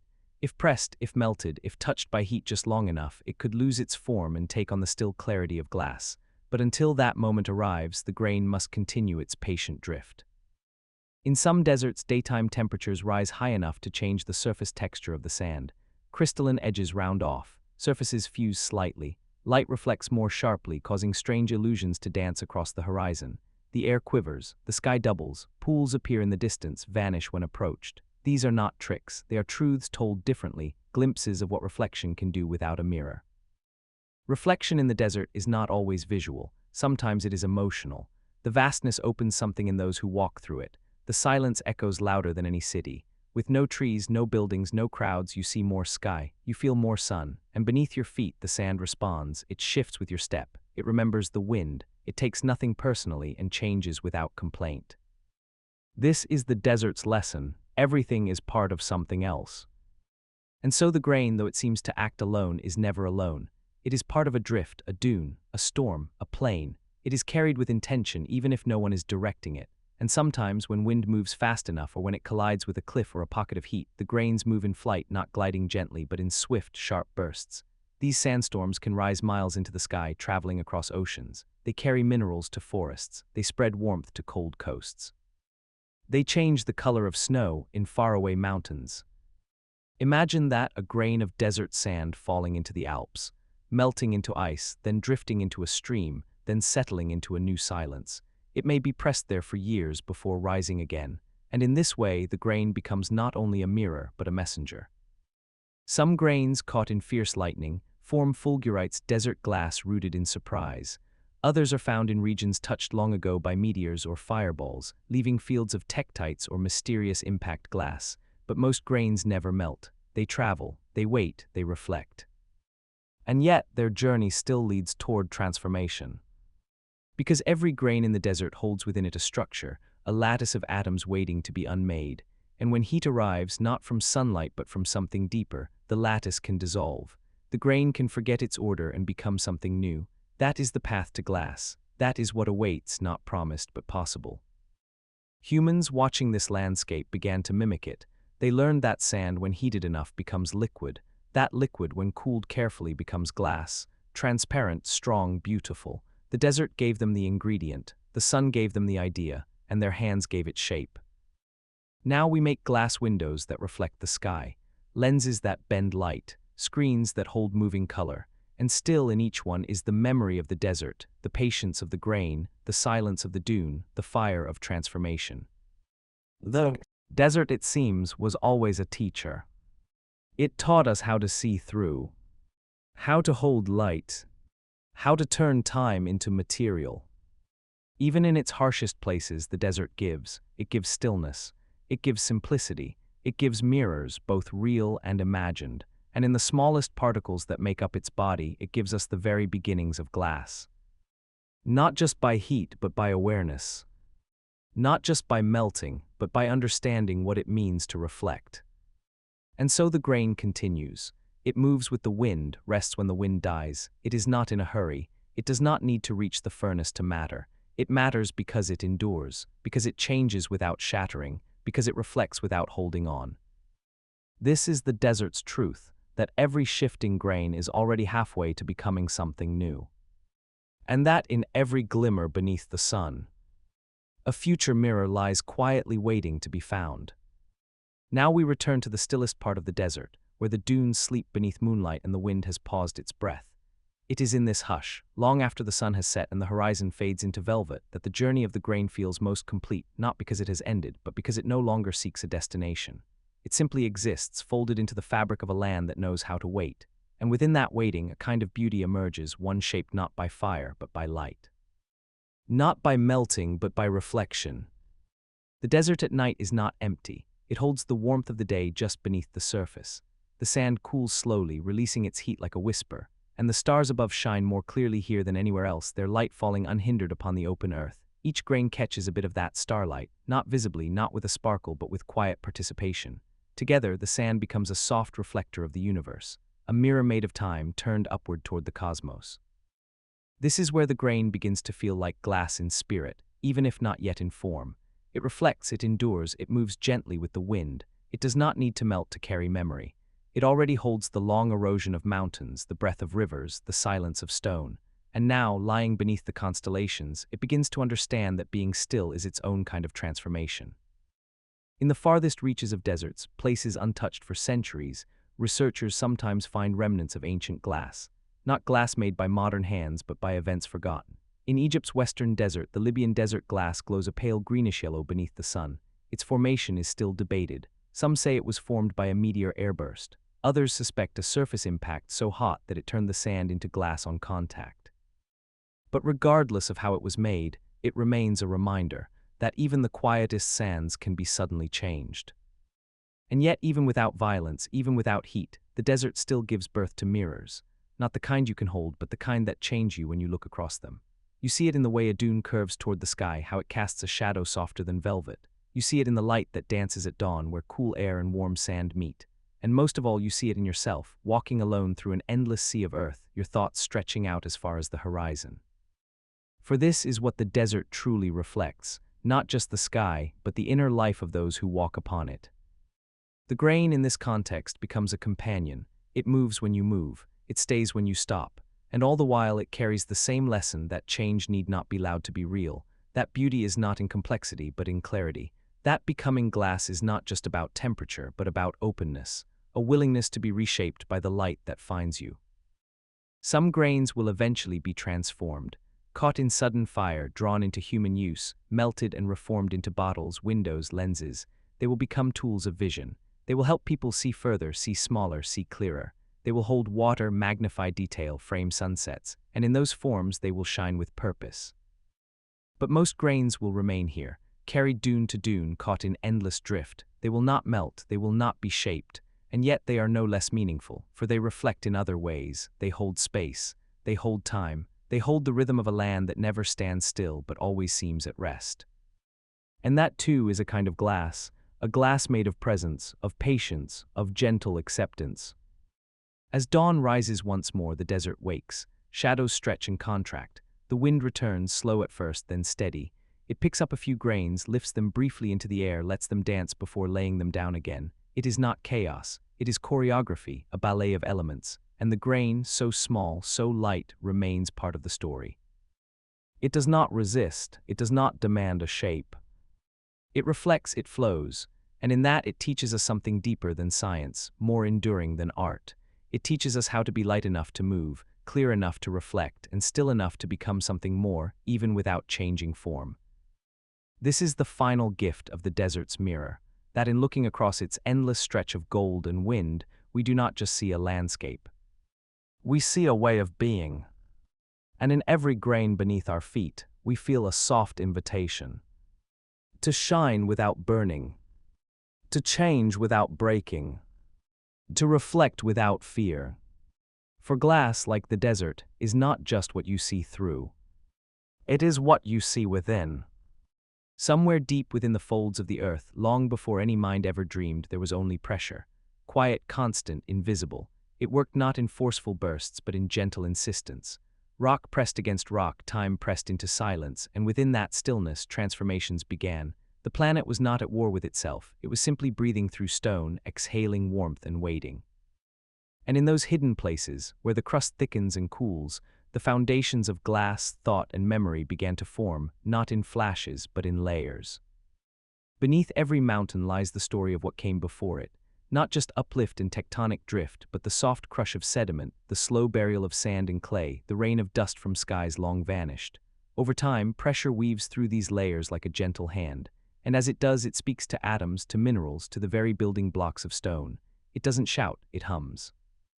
And that hum is what begins to realign matter, turning loose grains into crystalline formations, chaos into pattern, softness into strength. Quartz, the same mineral found in shifting sand and molten glass, is born in such places. It forms not through explosion but through patience. Its atoms fall into place slowly, precisely, perfectly, forming patterns that extend through its entire structure. A quartz crystal is a kind of frozen order, a memory of heat, pressure, and time arranged into clarity. And within that clarity, something remarkable happens. It vibrates. Not in sound, but in rhythm. Quartz, once shaped, oscillates at a steady frequency when stimulated. It becomes a keeper of time, a regulator of thought, a partner in memory. We build clocks from it, computers, devices that store and measure and count. And in this way, the quiet pressure that shaped it also shaped us. For thought, in its own way, is also a form of crystallization. In the human brain, patterns emerge not from minerals, but from neurons. These cells, delicate and numerous, form webs of connection.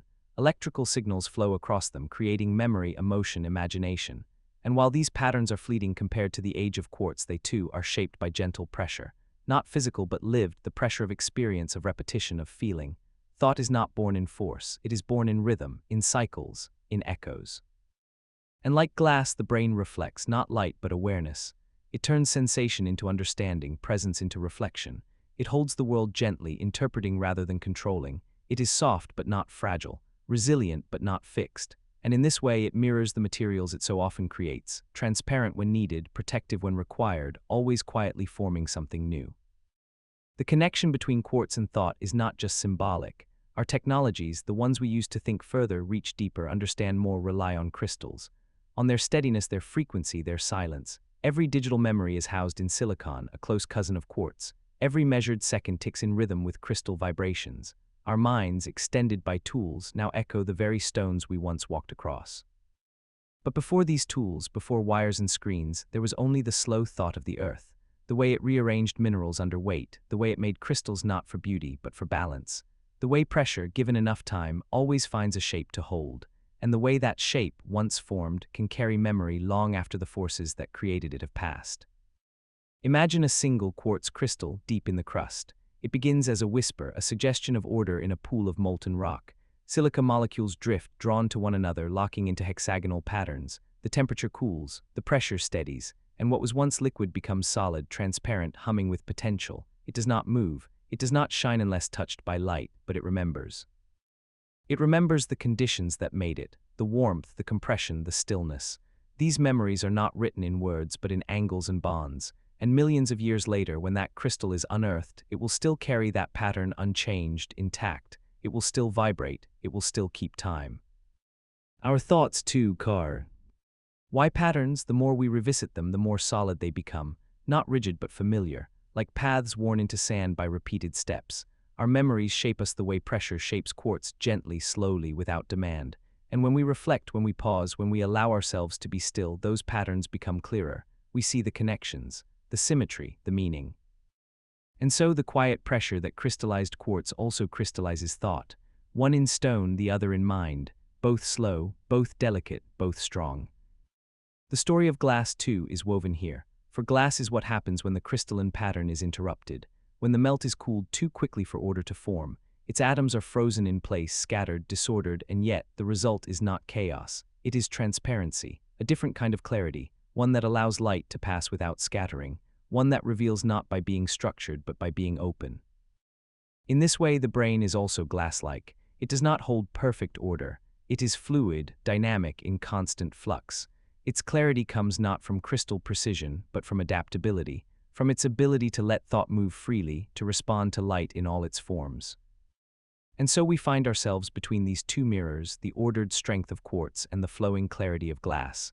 One holds time steady, the other lets light in, and in our minds we carry both, the need for rhythm and the desire for openness. The quiet pressure that shaped both is still at work, beneath our feet, behind our eyes, in every thought we hold, in every crystal we touch. It does not demand, it invites, and in its invitation we become part of a larger pattern, one that stretches from the deepest layers of earth to the softest corners of the mind. Let us stay here a while with the grain of quartz and the flicker of thought. Let us feel the rhythm beneath silence. Let us remember that all transformation, whether in stone or in spirit, begins the same way. With stillness, with pressure, with time. Let's drift deeper now into the spaces between pattern and possibility, where thought becomes something we can almost touch, not as a spark or flash, but as a soft unfolding. The brain, that quiet forest of cells, pulses beneath the skull with rhythms as old as rivers. Each neuron, a tree branching in countless directions. Each connection, a whisper of meaning passed from one moment to the next. And within these whispers, something truly rare happens: thought, formed not from stone or pressure or heat, but from life itself. Though soft in substance, the brain is not fragile. It is resilient, bending without breaking, adapting without resistance. Its power lies not in how tightly it holds its form, but in how gently it reshapes itself in response to experience. This is what scientists call neuroplasticity, the brain's ability to rewire, to reconfigure, to rewrite its internal map. And in that rewiring we glimpse something beautiful, the way thought crystallizes not once, but again and again, across a lifetime. Like glass, the brain freezes memory into structure, but with a difference. It does not solidify in a single moment. Instead, it pulses and reforms like a tide. Neurons strengthen their bonds with use and weaken with silence. The very act of thinking changes the structure of thought. The more often a memory is visited, the more it settles into the grain of our being.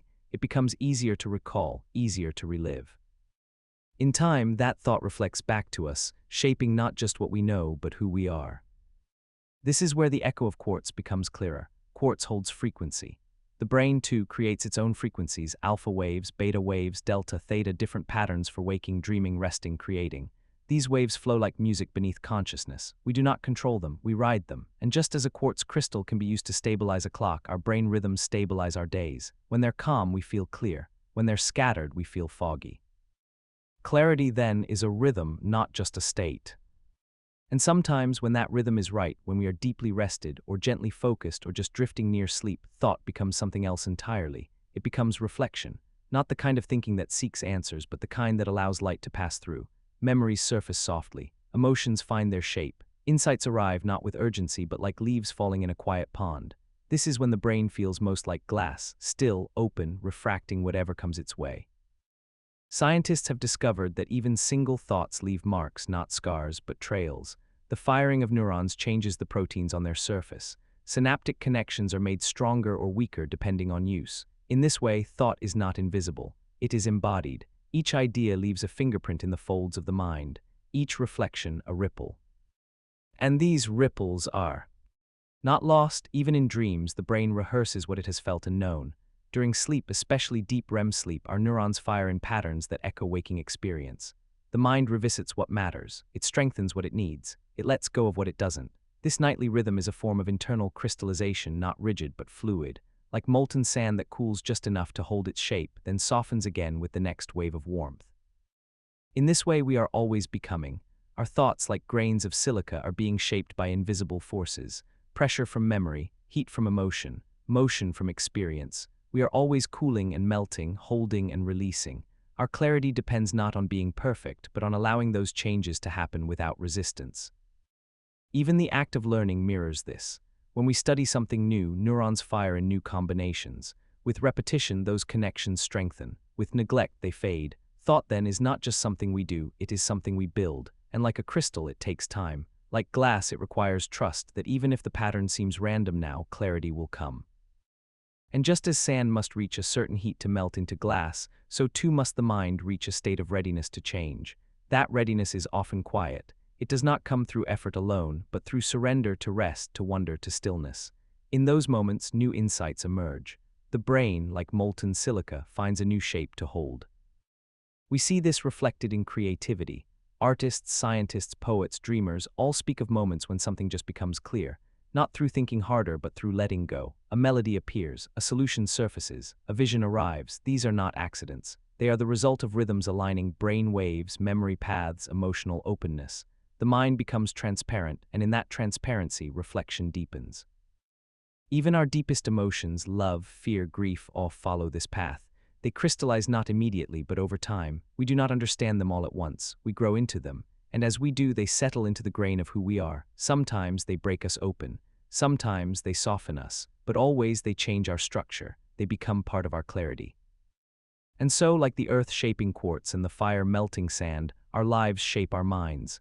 With every experience, we crystallize something new, not into fixed forms, but into rhythms, into tendencies, into reflections. In the end, the brain is both crystal and glass. It holds patterns that endure, and it allows light to move through. It remembers and it lets go. It reflects the world outside and the world within, and in doing so, it becomes the very thing it once studied, a quiet miracle of transformation. So when you pause, when you reflect, when you simply breathe and let the world settle, remember this. Your thoughts are not fleeting. They are forming. And each gentle repetition, each quiet realization, each soft moment of awareness is shaping a pattern that will hold, a rhythm that will return, a clarity that will last. Now let us return to the quietest part of thought, not where ideas race or memories sharpen, but where the mind simply breathes. This is where the deepest reflection lives, not in action but in pause. And it is here in this gentle stillness that thought begins to crystallize into meaning, not loud, not sudden, but slow and sure, like light sifting through morning fog. The mind does not need to rush. Like quartz, it builds its structure patiently. Like glass, it opens itself to light. The pressures that shape us are not always visible. They are not tectonic or volcanic. They come from within, the press of longing, the weight of grief, the quiet tug of wonder. These emotional pressures shape our inner landscape as surely as the earth shapes stone. They don't always leave marks on the skin, but they do leave imprints in the folds of the mind, patterns of memory, of feeling, of insight. And just as quartz can be formed through both fire and time, so too can wisdom arise from both joy and sorrow. When we allow ourselves to sit with these pressures, not to fight them, but to feel them, we begin to transform. Not in a way that shatters, but in a way that clarifies. This is the slow alchemy of reflection. And through it, thought becomes something more than information. It becomes understanding. It becomes story. It becomes glass through which we can see our lives more clearly. Imagine for a moment a thought that has visited you many times, something small, like a memory of a quiet afternoon, or something vast, like the shape of love. That thought, each time it returns, changes slightly. It softens. It deepens. It becomes a place you can enter. A mirror that shows not just what happened, but who you were when it did. In this way, thought becomes space, and space becomes home. This is why silence matters, not the absence of sound, but the presence of room. Room to think, to feel, to notice the way light changes across a wall. The brain, when given this room, begins to form connections it could not before. Ideas stretch toward one another. Emotions settle into words. Awareness folds inward and outward at once, and what results is not noise, but knowing. Scientists studying reflection often speak of the default mode network, a system in the brain that becomes active when we are not focused on tasks. It lights up when we daydream, when we recall, when we imagine. And it is in this unfocused space that some of our most important thinking happens. Like glass, this network works best when it is not forced. Its clarity comes from release. We understand ourselves best not in the middle of doing, but in the quiet after. The brain processes not just facts, but meaning. It finds patterns in our stories, links between our emotions, and as it does, it forms new structures not visible but enduring. These are the frameworks through which we see the world, and with time they become lenses, not rigid but flexible, capable of both holding shape and letting light pass. Even when we grieve, the brain does this. It doesn't rush to forget. It reweaves. It folds pain into memory, memory into growth. The loss becomes part of the map, not a hole in it. And just like broken glass can be melted and reformed, broken hearts do not stay shattered. they soften, they find clarity again. The metaphor of glass continues here, because glass, though solid, is not completely fixed. On a molecular level, it holds a structure more like a liquid than a crystal. Its atoms are arranged without long-range order, suspended in a kind of slow dance. And so, even the clearest window holds a story of movement. It is still, but it remembers how to shift. Our thoughts are like this too. They are not locked, they are not final, they are suspended in patterns that can evolve. This is what makes change possible, what makes healing real, what makes growth slow but sure. And sometimes, when everything aligns, when the light is soft, the silence deep, and the mind open, we experience a kind of internal transparency. A moment when things make sense, even if only briefly. When we see our lives not as fragments but as forms. When the glass of thought clears and we glimpse ourselves whole. These moments don't last forever. They don't need to.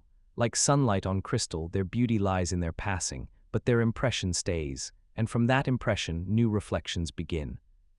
We return then to the earth, to the quartz deep beneath mountains, the sands slowly shifting across the desert, the ancient fires that turned dust into clarity. These are not separate from us. They are the backdrop to our becoming. We are shaped by the same forces: pressure, time, rhythm, light. And just as the earth does not rush its transformations, neither must we. The thought that matters will come again, the clarity will return, the reflection will deepen. We only need to give it space. So when the day feels full, when the mind feels scattered, remember this. You are a vessel of light and structure. You are glass, open, strong, evolving. You are quartz, rhythmic, patient, quietly enduring. You are a mirror not to reflect perfection, but to hold presence. And in every quiet moment, every soft breath of thought, you are becoming.